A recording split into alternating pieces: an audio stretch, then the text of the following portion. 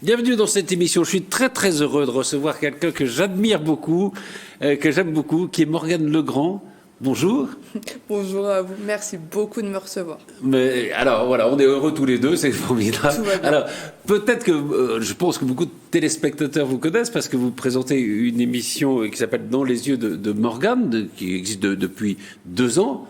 Et puis, alors, on va parler de cette émission parce qu'il y a une opération formidable qui va être lancée à partir du 7 mars. C'est un financement participatif pour la 3e saison de cette émission. On en parlera tout à l'heure. Mais alors, il y a peut-être aussi des gens, je me dis, qui ne connaissent pas Morgane Legrand, et c'est bien dommage. Qui est Morgane Legrand ? Et donc, je suis effectivement l'animatrice de l'émission Avec les yeux de Morgane, donc une émission avec également des podcasts. Mais au-delà de ça, donc je suis une animatrice non-voyante. Il y a tout un travail d'équipe pour m'aider à animer l'émission, en fait. Et sinon, je suis quelqu'un qui s'intéresse beaucoup à l'inclusion. De manière générale, on s'en doute avec l'émission, mais voilà, ça fait partie de mes grandes passions dans la vie. Alors, on a parfois tendance à résumer la personnalité des personnes en situation de handicap à leur handicap, justement. Vous, c'est donc la cécité. Alors, évidemment, c'est pas toute une personnalité, mais c'est quand même quelque chose d'important. C'est une des composantes de la personnalité, quand même, hein, quand on souffre d'un handicap. Tout à fait, c'est un des aspects. C'est présent chez moi, effectivement, je ne vois pas, c'est présent dans ma vie, je le reconnais, c'est vrai. Et pourtant, à côté de ça, même si c'est quelque chose de très marqué, de très présent, ça n'empêche pas d'avoir plein de sujets de curiosité, d'enthousiasme et d'autres passions. Alors, sans raconter toute ma vie quand même, mais effectivement... On peut quand même. Un petit peu. Non, déjà sur la maladie, je crois que c'est une maladie dégénérative, hein, Tout à fait, dont vous avez été atteinte. Vous avez été diagnostiqué quand vous aviez 10 ans, c'est ça à peu près ? Oui, c'est ça. C'est à peu près à cet âge-là où on s'est rendu compte que quelque chose clochait au niveau visuel. Et en fait, en creusant un peu le sujet, les médecins se sont aperçus que c'était une atteinte du nerf optique, donc sur les 2 yeux. Œil gauche et œil droit. Et donc voilà, c'est quelque chose d'évolutif, effectivement, donc avec des paliers, et ça demande de l'adaptation quotidienne. Et est-ce qu'on se prépare au fond à ça ? Puisque quand vous avez 10 ans, vous voyez encore, hein ? Oui, tout à fait. Ça va être progressif, comme vous le disiez. Est-ce que c'est quelque chose à quoi on se prépare ? Je me pose des questions de béotien, hein, comme ça. Moi, je vois très mal, mais bon, c'est pas la même chose. Vous voyez ce que je veux dire ? Est-ce qu'on se prépare à un handicap ou est-ce que ça vous tombe dessus ? D'abord, comment on le ressent ? Oui, c'est intéressant cette notion de comment on apprend à faire avec. Effectivement, alors moi je voyais, alors j'ai vu assez mal, puis très mal, puis très très mal, comme j'ai tendance à le dire, mais jusqu'à assez récemment en fait, ça avait moins d'impact sur ma vie. Donc il y a encore, disons 2 ans, en tout cas je voyais un peu les visages des gens, etc. Ce qui n'est plus le cas. Et sur comment on se prépare, il y a un côté un peu s'adapter au jour le jour. Je trouve qu'il y a un côté... Ah d'accord. Ouais, parce que comme c'est des paliers, encore une fois, et d'un coup, on n'arrive plus à avoir une porte, un visage, etc., où on doit s'adapter dans des actions, il faut être très attentif et s'adapter assez vite. Je trouve qu'il y a de ça. Ce qui n'empêche pas qu'on apprend à se tourner vers les bonnes personnes, les structures, etc. Ça aide énormément au quotidien. Il faut avoir aussi des bonnes personnes. Et je sais que, par exemple, dans l'émission que vous faites avec les yeux de Morgane, il y a beaucoup de gens qui sont à côté de vous, qui vous aident et qui sont formidables. Hein, j'ai l'impression que je les ai croisés. Hein. Exactement. Et oui, je faisais aussi référence à l'émission, tout à fait. À l'émission, puis la vie, évidemment. Vous aimiez dessiner et vous aimez toujours dessiner. Oui, c'est un peu atypique. Vous faites bien d'en parler, mais effectivement, j'adorais dessiner des portraits au fusain. Alors, je le fais un tout petit peu moins parce que ça me demande beaucoup de concentration et de fatigue visuelle et que le potentiel visuel a baissé. Mais j'adore toujours tout ce qui est artistique, l'histoire de l'art, même en ne voyant plus, ça me passionne toujours. Vous servez de l'espace entre les doigts, c'est ça, pour mesurer un peu ce qu'est un visage, par exemple, la taille d'un visage ou d'un corps, enfin, je sais pas, hein, c'est ça? Tout à fait, oui, tout à fait, pour bien mesurer alors, l'espace sur la feuille, les proportions, etc. Voilà, il y a des petites astuces bien pratiques quand même. Oui, mais alors, c'est peut-être un peu, je dis ça, mais c'est peut-être un peu dommage de ne pas voir le dessin qu'on a fait. Quand vous le décrivez, ou vous le sentez peut-être tel qu'il est. Alors, c'est vrai que c'est un peu frustrant. Alors, il existe des stylos en relief que je n'ai pas encore testés. Et sur le côté, ne pas voir le dessin, et ben, disons que je m'auto-persuade, je me dis... Oh, ça doit être réussi. Voilà, c'est un avantage. C'est un avantage, voilà. Tout à fait. Vous faites aussi de la course à pied. Oui. Hein, vous aimez bien ça? Oui, c'est vrai, j'ai couru en binôme, j'ai eu cette chance et c'est super alors intéressant mais aussi immersif puisque les réflexes, l'environnement, alors tout change quand on ne voit pas. Évidemment. Et voilà, ça permettait aussi de retrouver de la liberté et plein de sensations, donc bien sûr c'est super la course à pied. Alors, vous avez poursuivi des études, vous avez eu le bac, vous avez fait un BTS, hein, je crois. Comment, est-ce qu'il y a quand même des difficultés particulières Oui, quand on fait des études? Et est-ce que au fond, le monde de l'éducation est adapté aux situations de handicap, ou est-ce qu'il y aurait des efforts encore à faire et dans quel domaine? Ce que je peux en dire en tout cas, c'est que le monde de l'éducation évolue. Plutôt dans le bon sens, puisqu'on essaye de plus en plus de parler d'inclusion à l'école et dans les études. C'est une bonne chose. Après, bien sûr, il reste toujours des choses à faire pour s'adapter au profil particulier, mais je comprends que ça puisse être difficile quand on a une classe avec plusieurs élèves. Mais voilà, encore une fois, les choses bougent plutôt dans le bon sens, et donc me concernant, ça m'a aussi permis de suivre des études avec un ordinateur, avec des professeurs qui lisaient les choses, puisque je ne voyais pas au tableau, avec des personnes qu'on appelait à ce moment-là auxiliaires de vie scolaire. Donc voilà, il y a plusieurs adaptations qui permettent de suivre quand même un parcours en fait. Et quand vous avez passé ce bac, vous avez passé ce BTS, qu'est-ce que vous vouliez faire dans la vie? Vous aviez déjà une idée?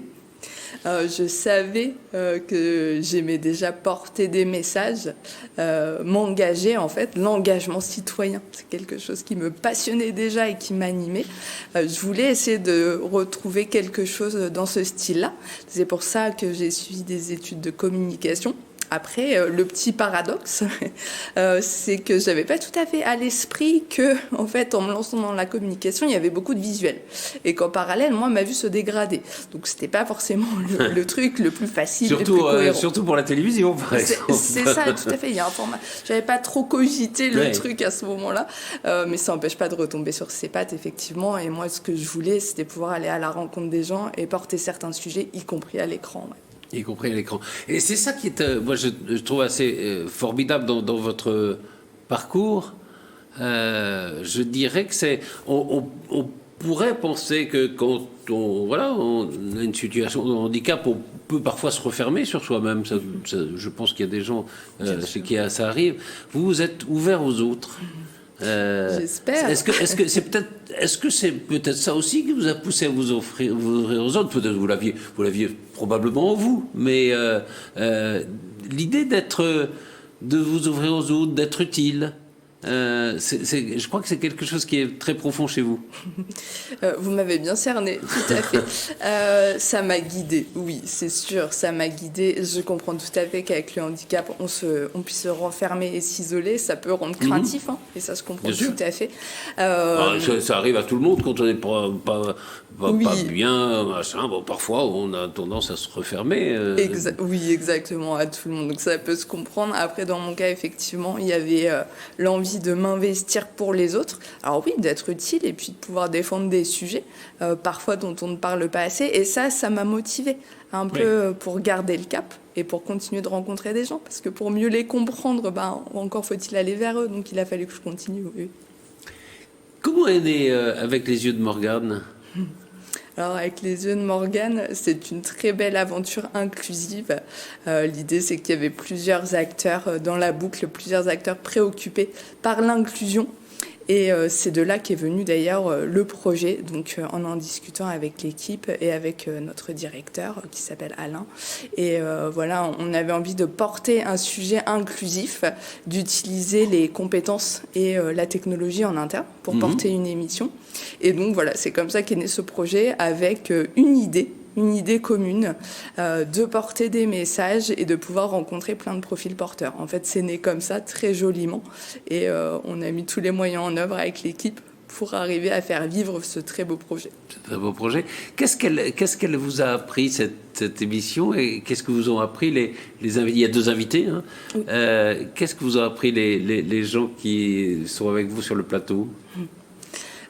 Ils m'ont appris, entre autres, et j'espère que c'est ce qu'ils apprennent aussi aux autres, ou en tout cas, j'espère qu'ils arrivent à rassurer sur certains sujets. Mais ça apprend qu'il y a beaucoup d'optimisme, en fait, quel que soit le sujet.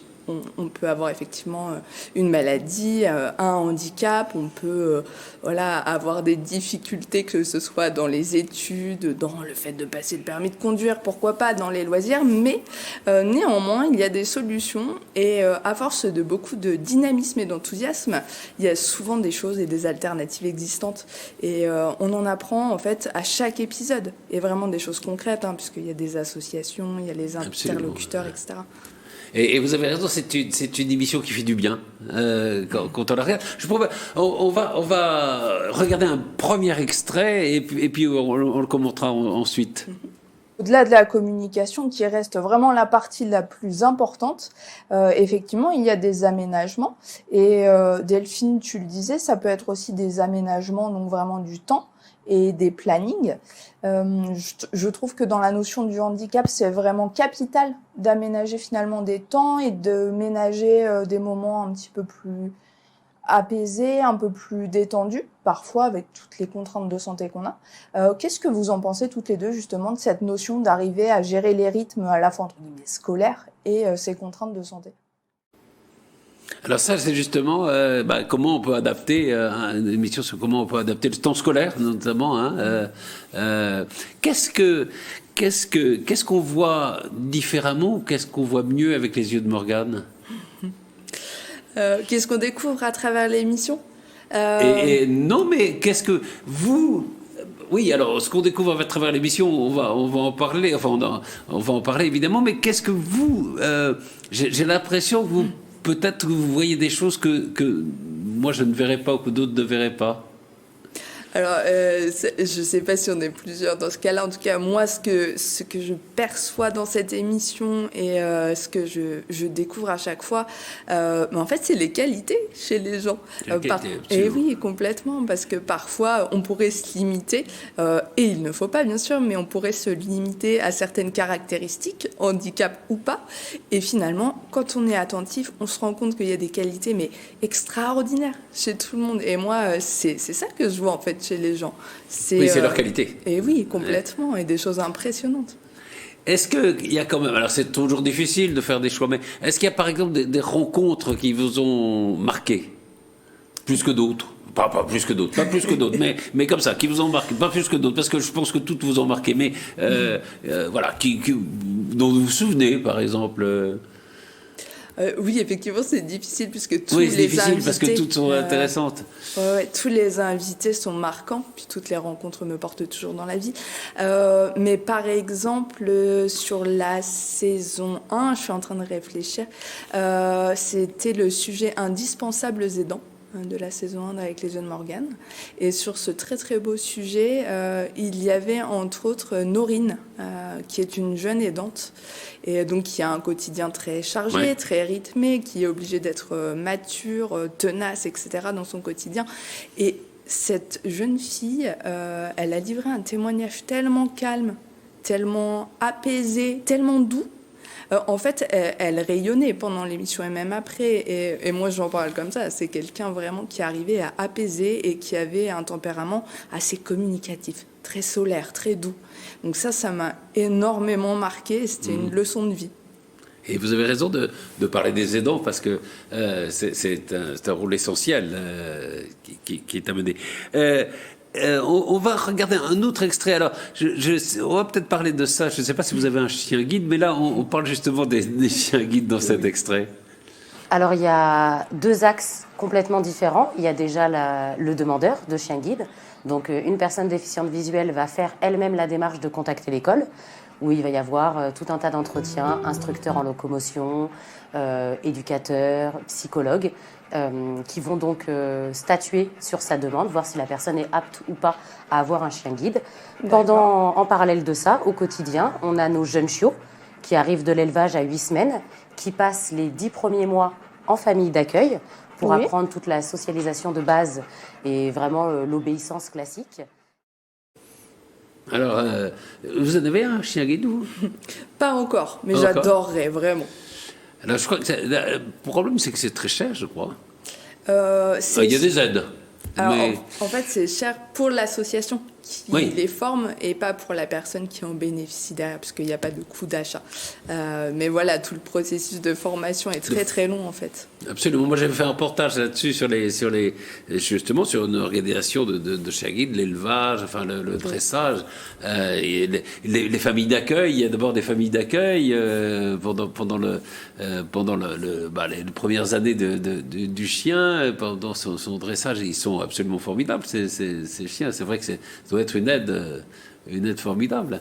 Ah oui, c'est une aide absolue et je suis d'accord, c'est aussi assez impressionnant puisqu'on a affaire à des animaux et qui pourtant apprennent, retiennent, sont concentrés tout le temps et sont d'une grande implication. Enfin, c'est des animaux mais très engagés quelque part et très aimants Absolument. aussi. Donc c'est fabuleux à découvrir. Et qui sont heureux, d'ailleurs. On voit ça. D'abord, il y a une communion entre le chien guide et les personnes que ces chiens aident.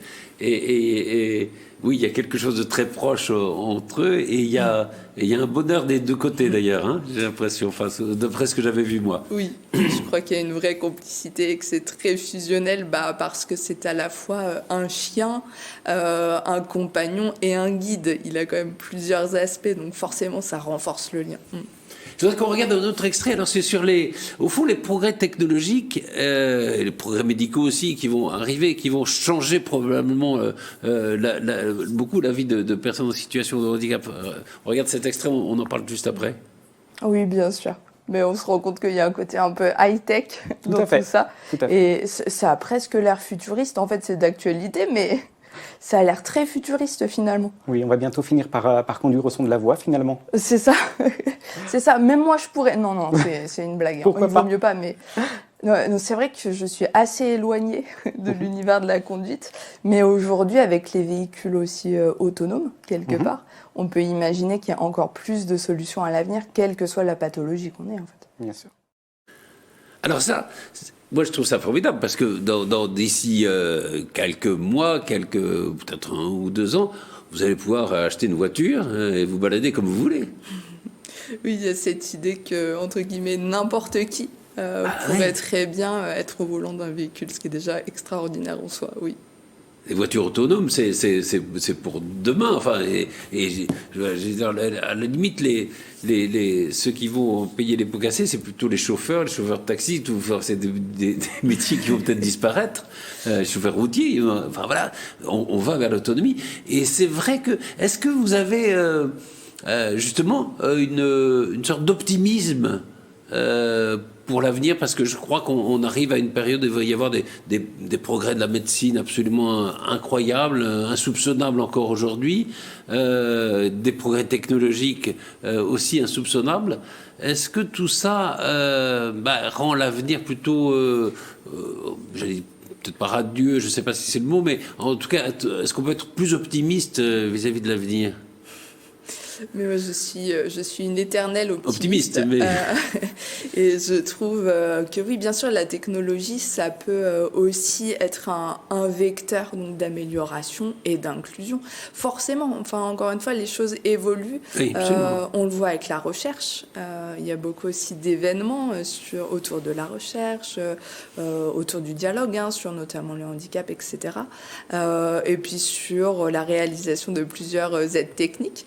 Donc, tout ça, en fait, ça représente autant d'indices pour justement être optimiste et se dire que peut-être on va avoir accès un peu plus facilement à certaines solutions. Ouais. Alors, l'émission, elle est avec les yeux de Morgane, elle était à l'initiative de Phare 28, de Chartres Métropole Innovation Numérique. Elle est coproduite par Votre Image vous appartient, et TV78 d'ailleurs. Et alors là, on arrive à une phase nouvelle, c'est la saison 3. Hein. Et à partir du 7 mars, il y a ce lancement d'une campagne de financement participatif. Exactement. Alors, racontez-nous un peu en quoi ça consiste, pourquoi il y a un besoin de ça, et en quoi ça consiste, comment on peut faire, comment on peut devenir, je sais pas, associé à l'émission ou financier de l'émission. L'idée, donc bien sûr, c'est de continuer de porter l'inclusion avec la saison 3, mais pour ce faire, on a lancé donc une campagne de financement participatif à laquelle les gens vont justement pouvoir participer. C'était l'idée, puisque l'inclusion c'est vivant. Bien sûr. Et ça touche tout le monde. Donc, et c'est tout le monde. Voilà. Et l'idée, c'était de pouvoir permettre aux gens aussi d'adhérer à ce beau projet. Donc, c'est ce qui va être le cas grâce à la campagne de financement participatif sur le site Ulule, où les gens vont pouvoir effectivement participer et découvrir toutes les étapes aussi de cette campagne et de l'émission, bien entendu. Bien sûr.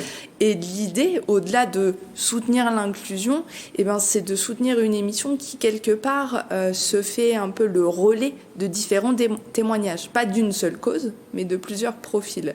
Et donc, forcément, on met en lumière plusieurs causes et plusieurs valeurs, en fait, quand on soutient l'émission avec les yeux de Morgane. C'est tout l'objectif derrière. C'est-à-dire, quand vous dites, oui, toutes les situations possibles, hein, c'est ça, oui. Voilà, on peut se dire. Et puis, c'est important, je veux dire presque philosophiquement, qui est ce sentiment aussi, il y a une sorte de sentiment de solidarité collective. Voilà, de préoccupation. C'est ce que quand je disais vous avez le souci de l'autre, c'est bien que voilà, plein de gens puissent avoir ce souci des autres aussi. Il y a ça derrière un financement participatif. Complètement, c'est de pouvoir aussi se retrouver sur des valeurs partagées, puisqu'on est très nombreux à se soucier des autres, à penser à la solidarité, à vouloir... Oui, il n'y a pas que les personnes en situation de handicap qui peuvent participer. Mais complètement, justement, on est tous concernés. Et l'inclusion, c'est très large, en fait. Alors, bien sûr, dans l'émission avec les yeux de Morgane, on parle surtout de l'inclusion du handicap, mais l'inclusion, en fait, ce qu'il y a derrière, c'est aussi le vivre ensemble, l'égalité et la diversité. Donc ça touche beaucoup de monde. Absolument. Alors, je crois qu'on peut donner, c'est à partir de 5 €, hein, et puis on peut donner ce qu'on veut. Oui, il y a un choix libre après tout à fait. L'objectif, il y a un objectif chiffré de ce que vous souhaiteriez que le financement participatif apporte ? Alors, il y a plusieurs paliers, justement, à retrouver sur le site Ulule, dont un premier palier qui, il me semble, est fixé à 6 000 €. Mais voilà, encore une fois, tout est libre derrière, à chacun son geste. Et il n'y a pas de petits gestes, toutes les bonnes volontés sont les bienvenues. Mais voilà pour les paliers. Et puis il y a des contreparties pour les gens qui financeront, c'est-à-dire ils peuvent venir voir l'émission, les tournages, des entrées, pour les tournages, voir les émissions en avant-première. Enfin évidemment il y a une contrepartie qui leur est offerte. Et alors il y a deux moyens de se renseigner. C'est en effet le site Ulule, comme vous l'avez dit. Donc on donne l'adresse. Et puis, il y a un QR code aussi. Alors, on flash de ça et on obtient tous les renseignements nécessaires pour ce... Ça permet de basculer tout de suite vers les bonnes informations, oui. Ouais. Comment vous voyez vous voyez-vous dans les années qui viennent ? Voilà, est-ce que vous avez des objectifs, des rêves, des... Dans le cadre de l'émission, en tout cas, j'espère vraiment qu'on va pouvoir rencontrer de plus en plus de personnes. Alors non seulement, bien sûr, les personnes en plateau, les invités, mais même peut-être d'autres structures qui, intéressées par l'inclusion, pourraient vouloir qu'on se rencontre sur des événements. Ça peut être rencontrer aussi des partenaires, puisqu'on a besoin de tout le monde pour soutenir cette émission. Mais voilà, moi, l'idée, en tout cas, derrière, et celle de l'équipe, c'est qu'on puisse vraiment être sur le terrain et pouvoir aller parler de plus en plus aux gens et à plusieurs partenaires. Donc c'est ça, vraiment, l'idée derrière, c'est de dynamiser un maximum et de rencontrer. De rencontrer, voilà, des rencontres. Je signale qu'en dehors d'ailleurs des plateaux, il y a aussi des reportages qui sont faits souvent par des télévisions locales, ce qui permet d'avoir une photographie de ce qui se passe en France. Hein, Et c'est ce qui est intéressant, oui, c'est qu'il y a, en fait, ça donne d'autres éléments et puis d'autres angles aussi au sujet. Puis ça permet de se rendre compte qu'encore une fois, l'inclusion, elle se limite pas à un secteur géographique. Et donc, sans les Absolument. reportages des télés locales, on ne pourrait pas se rendre compte de la diversité, en fait, de l'inclusion. voilà, c'est déjà un peu un phénomène participatif. Complètement. C'est important. Donc on donne tous les endroits où il faut se connecter pour si on est intéressé par ce financement participatif. Et un dernier mot, vous quand même, comment vous voyez dans les années qui viennent? Est-ce que il y a des choses que vous n'avez pas encore faites que vous voudriez faire, une chose que vous voudriez faire? Mais alors moi je suis une éternelle rêveuse, mais au risque de me répéter, tout tourne beaucoup autour des rencontres chez moi, donc que ce soit dans Absolument. le cadre des voyages ou du sport ou de projets professionnels très très inclusifs, je ne jure que par les rencontres et par le fait d'apprendre des autres. Donc encore une fois, se tourner vers les autres, ça me semble primordial et on a tous à apprendre vraiment des autres. Ben voilà, si j'avais un mot pour vous définir, je reprendrais peut-être un très très joli film, je dirais Morgane Legrand, Le goût des autres. Non, merci, c'est très joli. Merci beaucoup Morgane. Merci à vous.